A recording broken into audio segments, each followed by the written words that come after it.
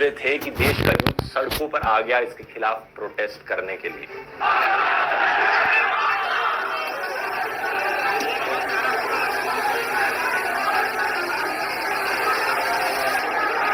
हमेशा की तरह कुछ प्रोटेस्ट वायलेंट हुए, पब्लिक प्रॉपर्टी पर आग लगाई गई, लेकिन सबसे बड़ा सवाल यहाँ पर यह है कि ये स्कीम इतनी कंट्रोवर्शियल क्यों है, लोग इतने गुस्से में क्यों हैं इस अग्निपथ स्कीम को लेकर।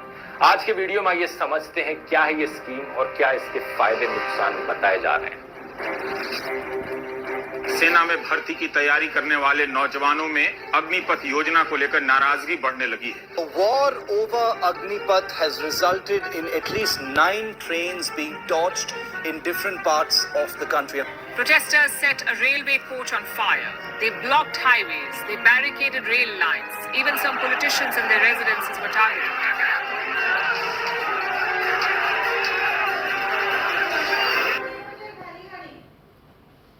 अग्निपथ स्कीम के अनुसार हर साल 46,000 सोल्जर्स को रिक्रूट किया जाएगा इंडियन आर्म्ड फोर्सेस में।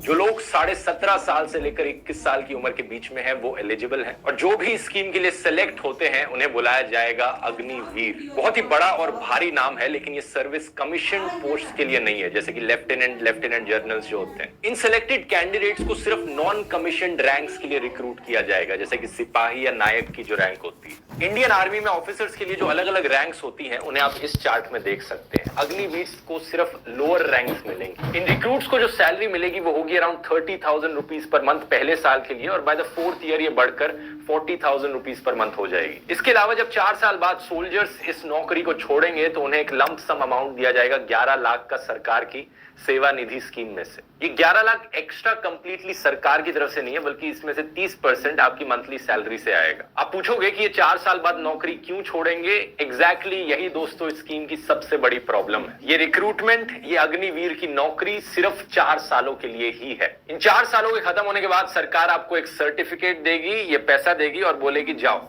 अब अपने लिए कोई और नौकरी ढूंढ लो। एटलीस्ट 75% अग्निवीर के साथ तो यही होगा। सरकार ने कहा है कि अप टू 25% अग्निवीर को री इनलिस्ट किया जाएगा रेगुलर कार्डर में फुल टाइम सर्विस के लिए, लेकिन सिर्फ 25%।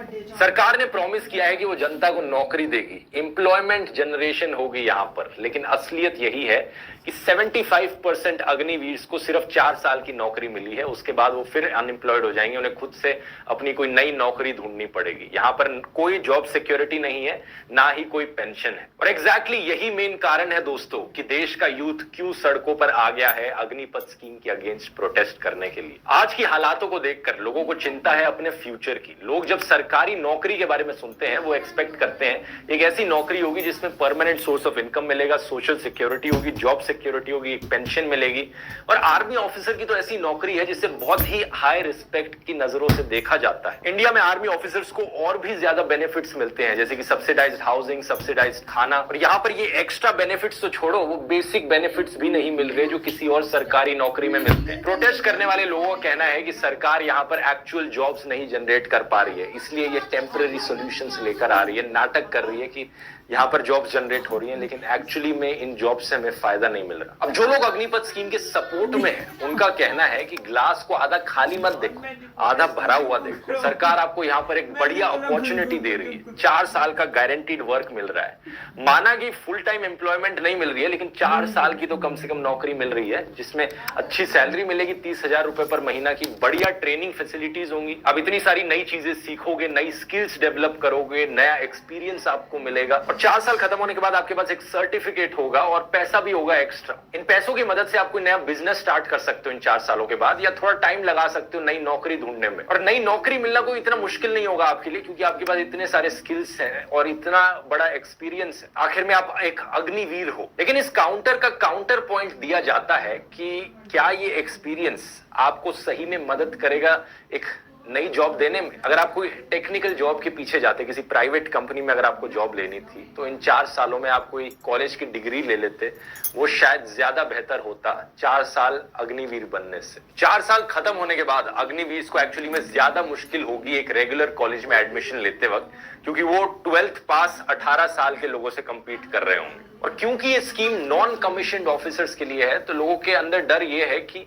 इन 4 सालों के बाद हमें कोई ऐसी बड़ी स्किल्स नहीं मिलेंगी सीखने को जिससे कि हमें कोई और नौकरी मिल पाए। इस चीज का जीता जागता एग्जाम्पल आप आज के दिन भी देख सकते हैं। आज के दिन ज्यादातर नॉन कमीशन्ड सोल्जर्स जो रिटायर होते हैं 38 साल 40 साल की उम्र पर, उन्हें किस तरीके की नौकरी मिलती है? मोस्टली उन्हें सिक्योरिटी गार्ड की नौकरी मिलती है, किसी एटीएम के बाहर या बैंक के बाहर सिक्योरिटी गार्ड बन ली। कोई इतनी अच्छी वेल पेड पेंशन वाली नौकरी नहीं मिलती। ऐसे में एक पॉइंट जो बहुत से रिटायर्ड आर्मी ऑफिसर्स ने उठाया इस स्कीम को लेकर, वो ये है कि क्या अग्निवीर इतने मोटिवेटेड भी होंगे? इमोशनली देखा जाए, क्या उनमें उतना ही जज्बा, उतना ही जोश होगा एक रेगुलर आर्मी ऑफिसर जितना? क्योंकि उनकी नौकरी फुल टाइम नहीं है, ऊपर से मार्टियर्स की फैमिली को वो सिक्योरिटी भी नहीं मिलेगी। और हम सब जानते हैं कि एक सोल्जर के काम में कितनी मोटिवेशन चाहिए होती है, स्पेशली तब जब वो हिमालय की पहाड़ियों पर एक्सट्रीम कंडीशंस में तैनात किए जाए। तो अब अगर दूसरे देशों में आप देखोगे तो आपको सिमिलर सी चीजें देखने को मिलेंगी। अमेरिका में भी एक सिमिलर सी स्कीम चलती है यूएस आर्मी के लिए, लेकिन नतीजा पता है क्या है?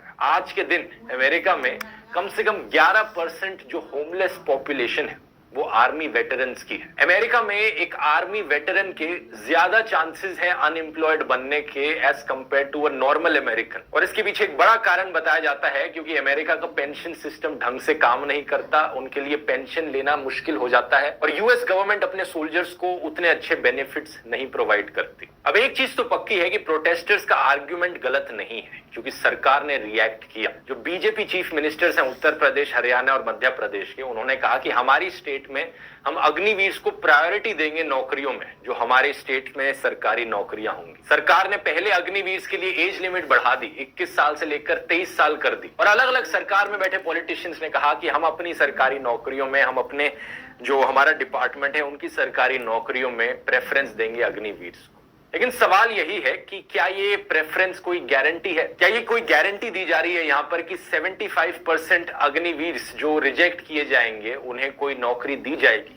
ऐसी कोई गारंटी नहीं दी जा रही अभी तक। सच यही है कि हम आज के दिन नहीं जानते कि अग्निवीर की ये नौकरी करना कितनी मार्केटेबल स्किल बनेगा आने वाले टाइम में। एक अग्निवीर के 4 साल कंप्लीट करने के बाद उनकी क्वालिफिकेशन क्या होगी, उनकी स्टडीज का क्या होगा? ढेर सारे ऐसे सवाल उठते हैं। लेकिन एक सवाल यहाँ पर यह भी उठता है जो आप सोच रहे होंगे कि सरकार एक्चुअली में स्कीम को लाई क्यों? क्या जरूरत पड़ी इसे लाने की? सरकार ने 3 फायदे बताए अग्निपथ स्कीम के, जिन्हें आप 3 कारण समझ सकते हो कि अग्निपथ स्कीम क्यों लागू करी गई। पहला कहा गया कि मिलिट्री में जो एज बैलेंस है उसे ठीक करना है। आज के दिन आर्मी में एवरेज एज है ऑफिसर की 32 ईयर्स, लेकिन इस स्कीम के लागू होने के बाद आधे से ज्यादा आर्मी पर्सनल्स एक्चुअली में यंग होंगे, तो आर्मी की एवरेज एज कम हो जाएगी। इंडियन आर्मी ज्यादा युवा लोगों से बनेगी फिर। हालांकि इस चीज को एक डिसएडवांटेज भी कहा जा सकता है ये कहकर कि कम एक्सपीरियंस्ड लोग होंगे। दूसरा फायदा सरकार ने बताया कि पेंशन लोड कम होगा मिलिट्री पर से। आज के दिन करंट डिफेंस बजट है 5.25 लाख करोड़ रुपीस, इसमें से 1.2 लाख करोड़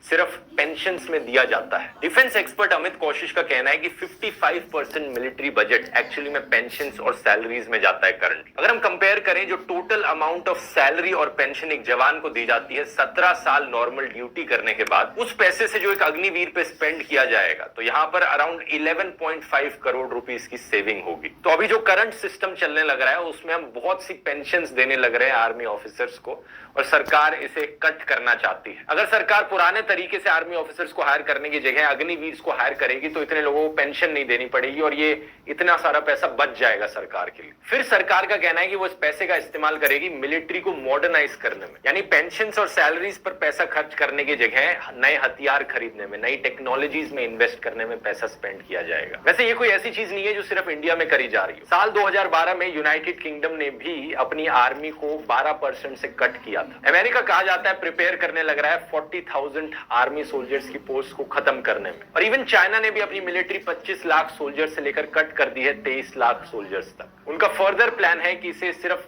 10 लाख सोल्जर्स तक कर दिया जाए और बाकी पैसे को मॉडर्न टेक्नोलॉजी में इन्वेस्ट किया जाए। जनता का इसके काउंटर में सवाल आता है कि अगर पैसे ही बचाने हैं क्यों ना इन पॉलिटिशियंस की, एमपी एमएलए की पेंशन कट कर दो। अगर कोई पॉलिटिशियन सिर्फ एक टर्म के लिए भी एमपी एमएलए बनता है तो उन्हें लाइफ लॉन्ग पेंशन मिलती है। ऐसा क्यों है? पॉलिटिशियंस को भी यहाँ पर अग्निवीर बनाया जाए, वो भी 5 साल तक एमपी एमएलए बने रहे, उसके बाद बाय बाय, उन्हें कोई पेंशन नहीं मिलनी चाहिए, कोई और नौकरी ढूंढे वो जाकर। एक इंटरेस्टिंग आर्ग्यूमेंट यहाँ पर यह भी उठता है कि क्या ये सही में सरकार का काम है जनता को नौकरी देना? इस पर आगे बात करने के लिए सोच चैनल से मोहक मंगल। तो हम इन दोनों आर्गुमेंट्स के बीच कैसे डिबेट को सॉल्व कर सकते हैं? लोग प्रदर्शन बेसिकली इसलिए कर रहे हैं क्योंकि वो ये मानते हैं कि सरकार का कर्तव्य है उनको एक जॉब दिलाना, एक ऐसी जॉब जिसमें पेंशन भी है और दूसरे बेनिफिट्स भी है। अब क्या किसी सरकार की रिस्पॉन्सिबिलिटी है कि वो डायरेक्टली किसी सिटीजन को जॉब दे? नहीं, वो रिस्पॉन्सिबिलिटी होती है ऐसे देश में जहाँ सरकार पूरी तरह कंट्रोल करती है इकोनॉमी को, जैसे कम्युनिस्ट कंट्रीज। पर सरकार की रिस्पॉन्सिबिलिटी जरूर है कि वो अपने सिटीजन्स को एक अच्छी एम्प्लॉयमेंट की अपॉर्चुनिटी दे, चाहे डायरेक्टली या फिर इनडायरेक्टली प्राइवेट जॉब्स के जरिए। अब आप में से कुछ लोग बोलेंगे कि सरकार तो ऐसा कर रही है। अगर आप डेटा देखेंगे तो प्राइवेट सेक्टर जॉब में जो एवरेज सैलरीज हैं वो करीब 5.5 लाख रुपए देती है, जबकि एवरेज गवर्नमेंट सैलरी 2.5 लाख। पर इशू ये है कि इंडिया के मोस्ट लोगों को ऐसी प्राइवेट नौकरियां मिलती नहीं है। ये नौकरियां उन लोगों के लिए जो बहुत प्रिविलेज फैमिली से, जो अच्छे स्कूल्स में गए थे, जो अच्छे कॉलेजेस में गए थे, मेरी तरह। पर दूसरे लोगों के लिए जो प्राइवेट सेक्टर में जॉब्स हैं वो इतनी अच्छी क्वालिटी की नहीं है। 1991 की लिबरलाइजेशन के बाद करीब 90% प्राइवेट जॉब जो इंडिया में क्रिएट हुई है वो इनफॉर्मल रही है। इनफॉर्मल जॉब्स का मतलब है कि उन जॉब्स में ना तो कोई पेंशन है और ना कोई दूसरे बेनिफिट्स, जैसे कंस्ट्रक्शन वर्कर की जॉब मान लीजिए। और यही मेन प्रॉब्लम है इंडियन इकोनॉमी की कि कई प्राइवेट सेक्टर जॉब्स तो हैं पर वो अच्छी क्वालिटी की नहीं है। तो ऐसी सिचुएशन में लोग कहाँ भाग रहे हैं?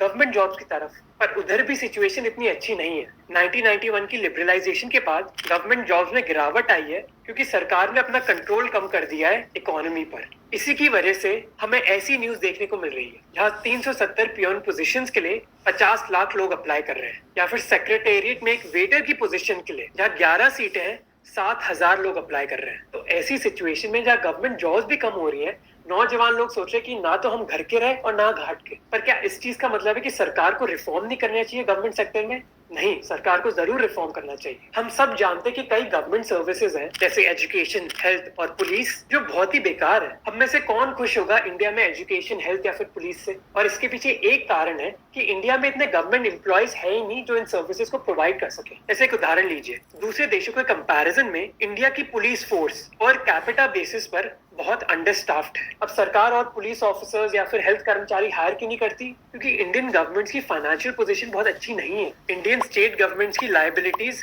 कई सालों से बढ़ रही है। तो ऐसी सिचुएशन में सरकारों को क्या करना चाहिए? प्रोफेसर कार्तिक मुरलीधरन ने अपने एक रिसर्च पेपर में कहा था कि स्टेट्स को शॉर्ट टर्म बेसिस पर लोगों को हायर करना स्टार्ट कर देना चाहिए अगर उनको अपनी सर्विस डिलीवरी इंप्रूव करनी है। तो इस पूरे मुद्दे की ये मेन प्रॉब्लम है कि इंडियन यंगस्टर्स को अच्छी जॉब चाहिए, वही इंडियन गवर्नमेंट को रिफॉर्म करने की जरूरत भी है। पर इस स्कीम में कई और प्रॉब्लम्स है जिसके बारे में लोगों ने बात करी है। कई एक्सपर्ट्स ने कहा है कि इस स्कीम से नौजवान लोगों को 4 साल के लिए मिलिट्री ट्रेनिंग मिलेगी और हो सकता है कि उन 4 सालों के बाद वो अनएम्प्लॉयड हो जाए और हमारी सोसाइटी को उल्टा नुकसान दिलाए। हो सकता है कि अपनी 4 साल की ड्यूटी के बाद ये यंग सोल्जर्स इलीगल क्राइम्स करना स्टार्ट कर दे और मर्सनरीज बन जाए। मर्सनरीज मतलब वो लोग जो दूसरे देशों में पैसे के लिए फाइट करते हैं। इससे कई Syrian retired soldiers Russia, Ukraine, Libya और अजरबैजान जैसे देशों में मर्सनरीज की तरह काम कर रहे हैं। कई रिपोर्ट्स ने ये भी क्लेम किया है कि उत्तर प्रदेश में कई क्रिमिनल्स और gangsters in fact retired army soldiers होते हैं। एक और उदाहरण है